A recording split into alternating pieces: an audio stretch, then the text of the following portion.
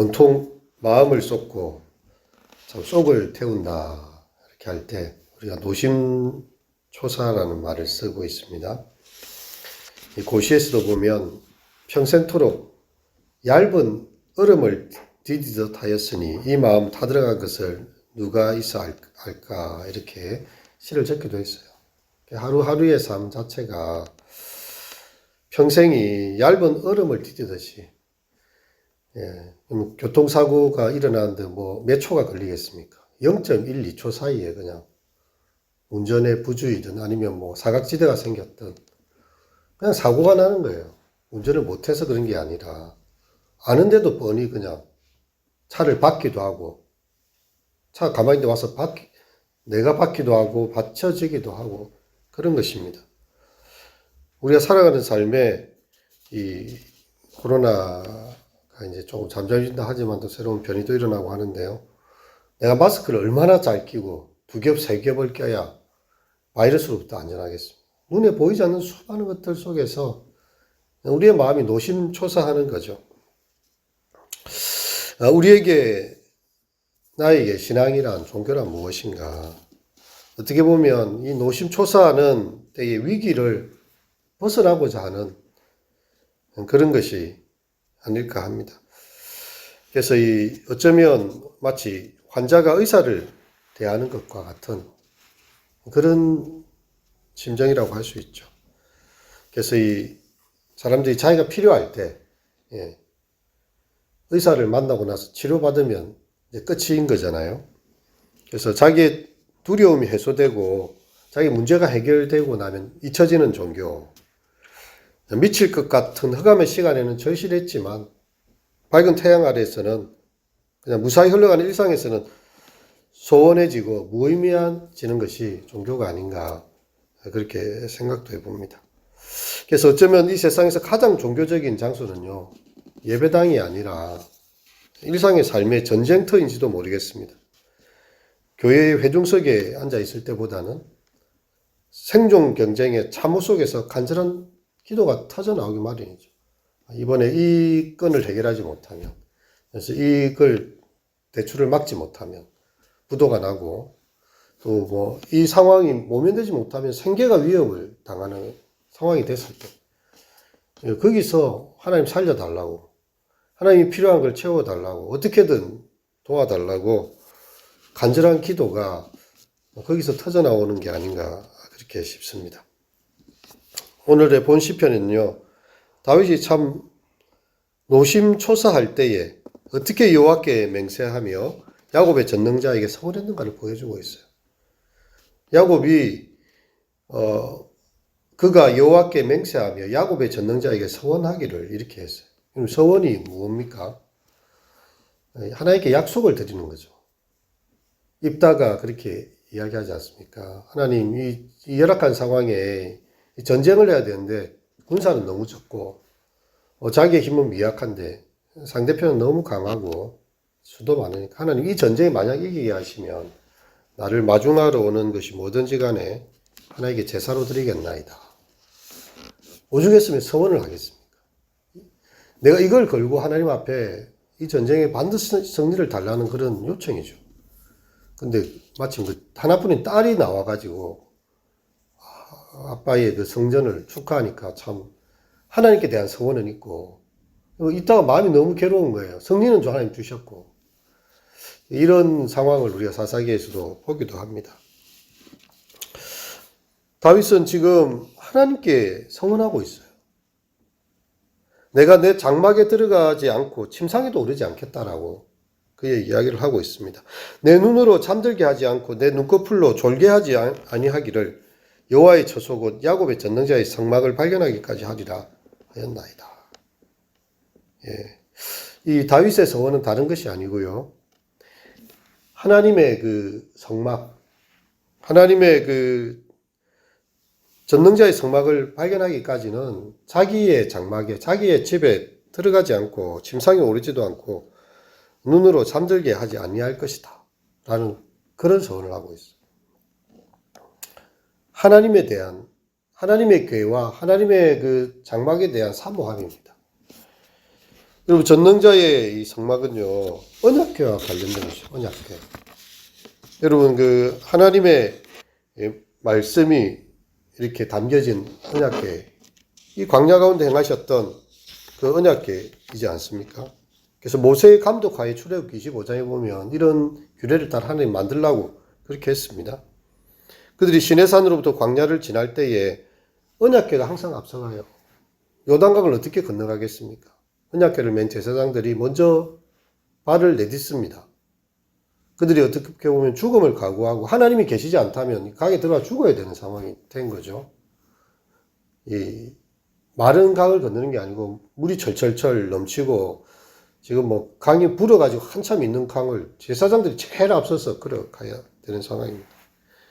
근데 하나님께서 이 강의 흐름을 끊으시죠. 그들의 언약궤의 진행을 통해서. 그래서 하나님께서 이 백성들과 함께 하심을 나타내는 상징이면서 하나님의 임재를 분명히 보여주는 것이 언약궤입니다. 그리고 이제 가나안 정복 때부터 이렇게 잘 보관이 된 곳이 장막이에요. 그래서 이 전쟁 중에 이스라엘이 이렇게 어려움을 당할 때에는 언약궤를 딱 들고 나갔는데 엘리 제사장이 이제 그 블레셋과의 전쟁에서 언약궤가 다 가서 이제 하도 전쟁에 너무 열악하니까 이제 언약궤를 들고 가면 승리할 거다 생각해서 언약궤가 앞서갔어요. 블레셋 군대가 진동을 했죠. 아니 저 언약궤 앞에 이긴 군대가 없었는데 우리가 여호와의 신이 이제 임재에서 나왔다 이제 그런 것 때문에 그래도 그들은 이제 전쟁을 했는데 언약궤를 빼앗겨요. 이스라엘 백성들이. 이 엘리가 그 이야기를 듣고 충격을 받았죠. 언약궤가 빼앗겼다는 사실을 듣고 나서 엘리가 그 소식을 듣고 있다가 이렇게 충격받아서 죽게 됩니다. 하나님의 언약궤를 빼앗기다니. 이거는 하나님의 영광이 떠났다는 말이거든요. 그 집에 며느리가 아기를 낳는데 애 이름을 이가봇이라는 이름을 붙입니다. 그날. 여호와의 영광이 떠났다는 거예요. 이스라엘 궤가 여호와의 언약궤가 없는 이스라엘은요. 하나님이 빠져버린 하나님이 임재하지 않는 그런 것이 되는 것이죠. 그러고 나서 기럇 여아림으로 옮겨졌다가 막 이런 과정들 속에 이 어디 있는지를 찾지를 못하는 거예요. 언약궤가 잊혀져 버렸습니다. 이스라엘 백성 가운데 언약궤가 없이 지금 살아가고 있는 그런 상황이 된 것입니다. 다윗이 생각을 해보니 아니 성막을 발견하고 하나님의 언약궤를 발견하기까지 내가 어떻게 잠을 편하게 잘 수 있겠는가? 내 눈꺼풀로 졸리게 할 수 있겠는가? 이것이 다윗의 소원이었습니다. 내가 그걸 찾지 않으면 내가 밤에 잠을 자지 않겠다는 말이죠. 그만큼 하나님에 대한 열심이, 하나님에 대한 사랑이 그의 마음을 채우고 있었던 거죠. 그리고 나중에 다윗은 이름 없는 벽촌에서 그 언약궤를 되찾게 됩니다. 그것을 찾아서 이스라엘 삶의 중심에 두기로 그렇게 결정하는 것이죠. 6절에서 8절 말씀 읽어보겠습니다. 우리가 그것이 에브라다에 있다 함을 들었더니 나무 밭에서 찾았도다. 우리가 그의 계신 곳으로 들어가서 그의 발등상 앞에서 엎드려 예배하리로다. 여호와여 일어나사 주의 권능의 궤와 함께 평안한 곳으로 들어가소서. 나무 밭에서 찾았다 했는데 이 빽빽한 나무들로 이루어진 들녘이고요. 여기서 나무의 도시라고 별칭된 기럇 여아림을 가리킵니다. 이 기럇 여아림이라는 지명 자체가 나무의 도시예요. 그럼 제송동이라는 단어가 그렇지 않습니까? 이 동네 부사, 동네성이 읍성이 있죠. 여기가 이제 정치적 요충지고 이제 이렇게 조선시대까지 있었는데 이 해운대 장산을 중심으로 이 수많은 나무, 특별히 이 소나무 군락으로 있었던 곳이 제송동입니다. 그래서 여기서 조선통신사들이 가려고 하면 큰 배를 지을 때 여기 굵은 나무들을 데려다가 조성을 해가지고요. 배를 만들어가지고 저 일본까지 통신사들이 몇 년씩 왔다 갔다 하면서 그렇게 하는 큰 배를 만들고 있어요. 이 제송동이라는 거죠. 우리로 말하면 기럇 여아림은 나무들이 빽빽한 곳이에요.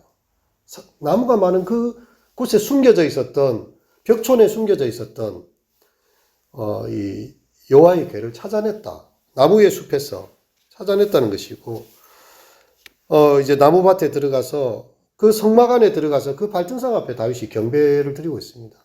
여호와의 궤가 이렇게 벽진 곳에 이렇게 나무들 틈새에 숨어 있었구나. 그리고 이제 여호와여 일어나사 주의 권능의 궤와 함께 평안한 곳으로 들어가소서. 그는 이 언약궤를 보면서요, 하나님의 임재를 그는 체험했던 것이죠. 언약궤를 예루살렘으로 가져올 때에 다윗은 너무나 마음이 기뻤어요. 그리고 이제 사무엘하 6장 14절에 보면 이렇게 기록이 되어져 있습니다. 여호와 앞에서 힘을 다하여 춤을 추는데 때에 배 에봇을 입었더라. 다윗과 온 이스라엘 족속이 즐거이 부르며 나팔을 불고 여호와의 궤를 메어오니라. 예. 하나님의 궤가 없이 이스라엘 백성들이 엘리 이후로 이렇게 살았다는 겁니다. 사울의 때도 사울은 여호와의 궤를 찾지도 않았어요. 그런 거 필요 없었습니다. 자기를 위한 기념비를 세우는 데 관심 많았죠. 하나님이 뭐라 말씀하시면 하나님 말씀을 듣는 것보다도 좋은 살진 거 있으면 따로 빼놓고 하나님 다 죽이라고 했거든요. 아말렉은 다 진멸해라고 했습니다. 이스라엘 백성들이 광야를 나올 때에 그들이 약한 백성들을 치고 하나님 백성들을 쳤기 때문에 하나님 언약을 했어요. 앞으로 그 아말렉은 이름을 얻게 하겠다고 해서 이제 사울 왕 때에 아말렉을 진멸하라고 했는데 살지고 좋은 소들이나 이런 걸 남겨놓은 거예요. 사무엘이 가니까 왜 짐승의 소리 들리냐? 여호와께 제사하려고 했다고. 이름은 참 좋은데 하나님이 원하시는 것은 다 진멸하라는 메시지였습니다. 근데 남겨놓고 어디에 쓸지는 모르겠지만 이제 이렇게 사무엘이 오니까 이거 하나님께 쓰려고 했다고. 우리가 참 그렇게 말을 할 때만 하나님 다 아시죠? 말에 속지 않습니다. 하나님은 중심을 다 꿰뚫어 보시니까 이제 이 사울의 나라가 끝났다는 거죠. 그 사건 이후로 하나님께서 원하시는 것은 순종의 제사이지 이런 거 제사를 원치 않는다. 그렇게 하나님 말씀하십니다. 사울은 왕으로 세워졌지만 하나님의 원하시는 대로 하지 않았고요. 자기 일에 관심 많았습니다. 근데 다윗은 그렇지 않았습니다. 내가 이 평안한 곳에 거하고 있는데 하나님의 궤는 어디에도 있는지 관심도 없고 사람들은 아무도 찾지 않아요. 근데 그거 찾을 때까지 잠을 내가 못 이루겠다 할 정도로 노심초사했다. 하나님을 향한 열심 때문에 그걸 찾도록 찾아가지고 그 기럇여림의 그 나무 숲 가운데 숨어 있는 곳을 찾아내가지고요. 여호와의 성전에 들어올 때 춤을 추면서 에봇을 입고 나팔을 불고 하나님께 경배하면서 마음이 즐거웠던 그런 것입니다. 이제 하나님께서는요, 이 다윗의 이런 모습을 보면서요, 나단을 보내죠. 나단 선지자를 보냅니다. 다윗의 집에 이 하나님의 임재가 떠나지 않을 것이라는 거죠. 네가 나를 향한 마음을 내가 이것을 통해서 보았다는 것이고요. 이렇게 다윗의 집에서 이 메시아가 오게 될 것이다. 그런 약속들을 하게 합니다. 여호와께서 시온을 선택하시고요. 이제 자기 거처로 삼고 그곳에 거하시겠다고 이렇게 말씀을 하고 있는 거죠. 13절에서 18절이 그 내용인데 여호와께서 시온을 택하시고 자기 거처를 삼고자 하여 이르시기를 이는 내가 영원히 쉴 곳이라 내가 여기 거주할 것은 이를 원하였음이로다. 내가 이 성의 식료품을 풍족히 주고 떡으로 그 빈민을 만족케 하리로다. 내가 그 제사장들에게 구원을 옷 입히리니 그 성도들은 즐거이 외치리로다. 내가 거기서 다윗에게 뿔이 나게 할 것이라. 내가 내 기름 부은 자를 위하여 덤을 준비하였도다. 내가 그의 원수에게는 수치 옷을 입히고 그에게는 왕관이 빛나게 하리로다. 여호와의 궤를 이렇게 소중히 여기니까 하나님께서 기쁜 마음에 이런 언약을 주시는 거죠.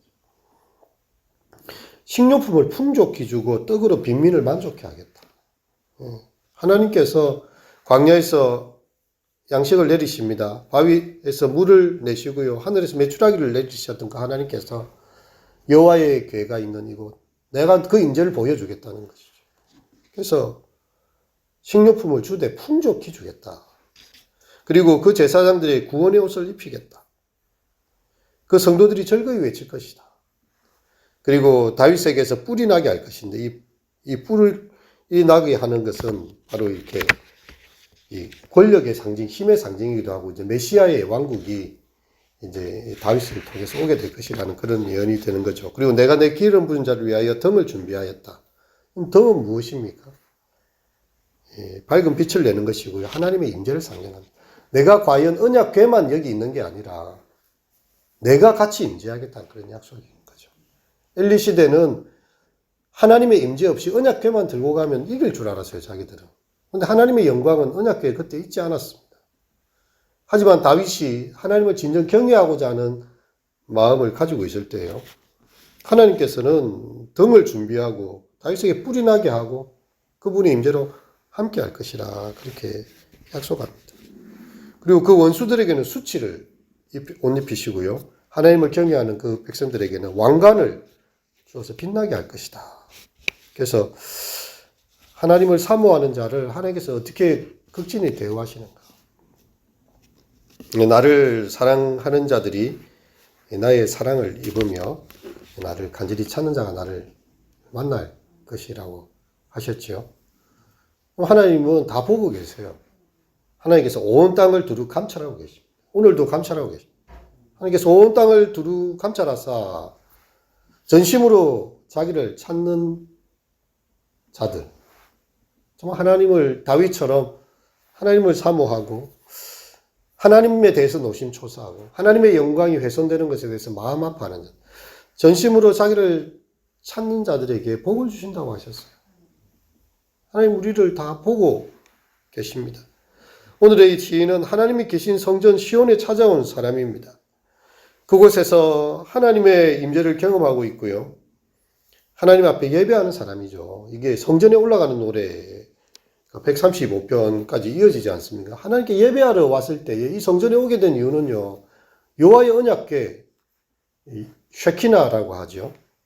여호와의 임재라는 단어가 이 쉐키나라는 단어로 이렇게 구약에 쓰이고 있는데 하나님의 임재를 보기 위해서 저 먼 곳에서 성전에 예배하러 온 것입니다. 그리고 만약에 이곳에 하나님이 계시지 않다면요. 이 건물이 무슨 소용이 있겠습니까? 그럼 고향에 부모님이 돌아가시고 안 계세요. 그 고향에 찾아가는 의미가 없지 않습니까? 자기의 추억은 생각하겠지만 살아계신 부모님이 계시기 때문에 그곳이 고향이 되는 것입니다. 하나님의 임재와 하나님의 살아계심을 우리가 그곳에서 맛보지 못한다면 그곳은 그냥 이렇게 껍데기만 남게 되는 것입니다. 하나님 백성들이 범죄하고 하나님께 실망을 시켜드리는 순간에요. 하나님 그것을 떠나버렸어요. 엘리는 자기 아들들이 열자개를 메고 나갔지만요. 하나님은 이스라엘을 돌아보지 않았습니다. 왜냐하면 그들의 죄가 컸기 때문에 하나님께서는 그 얼굴을 숨기셨던 것이죠. 하나님이 계시기 때문에 이 예배당에 의미가 있고 하나님이 계시기 때문에 신앙의 공동체가 의미가 있는 것입니다. 근데 하나님 없는 교회가 너무 많다. 요즘은 경건의 모양은 있어도 경건의 능력을 부인하는 세대. 말세에 고통할 때의 모습을 그렇게 표현했죠. 예배당도 있고 목회자도 있고 또 여러 가지 예배도 드려진 것 같은데 하나님 빠져버린 예배가 충분히 많을 수 있다는 것입니다. 이것을 우리 굉장히 두렵게 생각해야 돼요. 초대교회, 일곱교회, 예수님께서 성전에 이게 일곱 촛대를 사이를 다니시면서요. 많은 물소리와 같은 소리를 내시고요. 그 발이 주석과 같이 빛나고 그 눈이 불꽃처럼 빛나는 주님이 각 교회에 대해서 다 말씀을 하시죠. 라오디게아 교회 딱 가더만은 나는 이 교회에 들어가 본 적이 없다는 거예요. 그러니까 자기들이 되게 그거에 대해서 서운해합니다. 너희는 부유하다고 하나 가난하여 너희는 눈이 밝다고 하지만 안약을 사서 눈을 밝혀야 된다. 내가 문 밖에 서서 두드리고 있다. 내가 너희들이 문을 열면 내가 들어갈 것이고 그런 더불어 나와 함께 먹겠다. 왜? 주님이 라오디게아 교회에 들어가 본 적이 없어요. 문 밖에 계세요.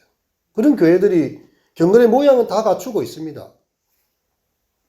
하지만 주님은 라오디게아 교회를 보면서 토하여 내칠 것이다.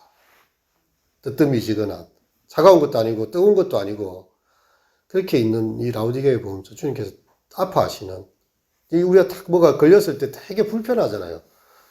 토하여 내치고 싶다는 거죠. 이 교회를. 그래서 회개하라고 그렇게 외치는 주님의 음성을 듣게 됩니다. 여러분, 주님께서는 자신의 영광을 이 땅 가운데 나타나기를 원하시는데요. 그래서 교회 공동체를 허락하신 거죠.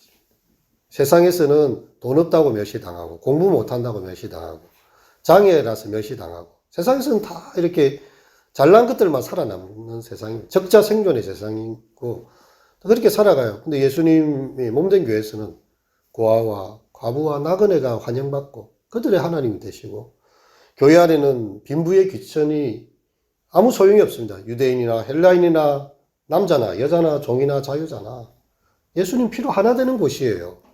그것이 바로 예수님이 임재하는 자리가 되는데 도리어 지금 교회들은 우리는 부자들만 모이는 교회를 만들겠다. 우리는 대학 교수들만 모이는 교회를 만들겠다. 우리는 의사들만 모이는 교회. 이 교회가 담이 너무 높아요. 그래가지고 이 가난한 사람이 어디 와가지고 예배 드리려고 하면 쭈뼛쭈뼛하고요. 아예 교회에다 잠금장치를 다 걸어놨잖아요. 지금 뭐 우리 교회야 문이 열려 있지만 한 100군데 중에 한 90군데 이상 문이 다 잠겨 있어요. 들어오지 말라는 거예요. 평소에 기도하고 싶은 사람이 있잖아요. 길 가다가도 예배당 오면서 기도하고 싶은 사람이 있잖아요. 다 이렇게 적대적인 도둑으로 간주가 되는 거예요. 우리 교회 멤버십이 아니기 때문에 비밀번호도 몰라요. 키도 없어요. 문 다 잠겨 있어요. 교회가. 그러면 누가 자기 마음이 외롭고 힘들 때 정말 이 사람이 그렇잖아요. 하나님을 찾고 싶은데 예배당이 보여서 교회 왔는데 문 잠겨 있습니다. 그게 다 교회. 지금 우리 교회가 좀 독특한 거예요. 문이 열려 있는 게 독특한 거예요. 진짜. 저는 그런 교회를 잘 본 적이 없어요. 다 잠겨 있어. 어떤 장치든지. 근데 우리는 열어놓고 있습니다. 교회 피아노를 누가 들고 갈 수도 있고 기자재가 어떻게 좀 될 수도 있겠지만 한 영혼이 와서 정말 외롭고 힘들 때 하나님의 은혜를 바라보면서 기도할 수 있는 교회. 저는 그런 면에서 주님께서 우리에게를 참 그런 면에서 참 기뻐하시지 않겠는가 그런 생각이 들기도 합니다. 어쨌든 연약한 자들, 가난한 자들, 세상에서 소외받고 전대받는 자를 할지라도 주님의 교회에 오면 야, 네 학교에서 몇 등 하니 이런 거 아이들은 묻지 않습니다. 아이고 잘났다. 하나님을 사랑하는 자녀야. 아이들 어디든지 가면 이력서 낼 때 항상 주눅이 들어있어요. 물론 공부 잘하고 모든 게 넉넉한 사람들이야 내가 이렇게 명함을 내밀면서 그렇게 하겠지만 그렇지 못한 자들도 더 존재함을 받고 이 지극히 작은 자 하나에게 한 것이 도리어 나에게 한 것이다는 주님의 말씀처럼요. 그렇게 주님의 교회가 하나님의 임재 장소는요. 그렇게 나타나는 것이죠. 우리는 매번 주기도문을 통해서 주님의 나라가 이 땅에 임하시길 기도합니다. 이 오염된 땅에 죄 가운데 있는 이 고통하는 땅에 하나님의 나라가 임하여 주시기를 기도하고 있는 거죠. 우리는 이 나라의 확장을 위해서 어떤 일을 하고 있습니까? 우리는 성령의 권능을 받아서 예루살렘과 유다와 사마리아와 땅끝까지 이르러 주님의 정인되고 하나님의 나라가 임하시도록 그렇게 살아가시는 하나님의 임재를 갈구하시는 우리 모두가 되시기를 축원합니다. 기도하시겠습니다. 내가 내 장막집에 들어가지 아니하고 내 침상에 오르지 아니하고 내 눈으로 잠들게 하지 아니하며 내 눈꺼풀로 졸게 하지 아니하기를 여호와의 저소 곧 야곱의 전능자의 성막을 발견하기까지 하리라 하였나이다. 하나님의 임재를 사모하며 다윗이 이러한 노심초사하는 가운데 서원의 기도를 드리고 있습니다. 하나님의 임재를 발견하기까지 하나님의 궤를 발견하기까지 그가 눈이 잠들게 하지 않겠다는 참 그 마음 하나님께서 기쁘게 받으시고 하나님께서 참 그들을 향하여서 등불을 켜시고 하나님께서 그곳에 모든 것을 풍족해 하시고 다윗에게 뿔이 나게 하시고 주님 왕관을 빛나게 하시리라 또한 언약하신 것을 보게 됩니다. 우리가 하나님을 존귀히 여기고 하나님의 말씀을 소중히 여기고 연약한 자, 가난한 자들, 소외된 자들을 주님의 마음으로 품을 때에 주님의 기뻐하시는 교회가 되고 믿음의 공동체가 되고 하나님의 사랑하시는 교회가 될 것을 믿습니다. 주님, 우리를 기쁘게 받으시며 하나님 기뻐하시는 주님의 자녀들로 살아가게 하소서. 예수님 이름으로 기도합니다. 아멘. 찬송가 450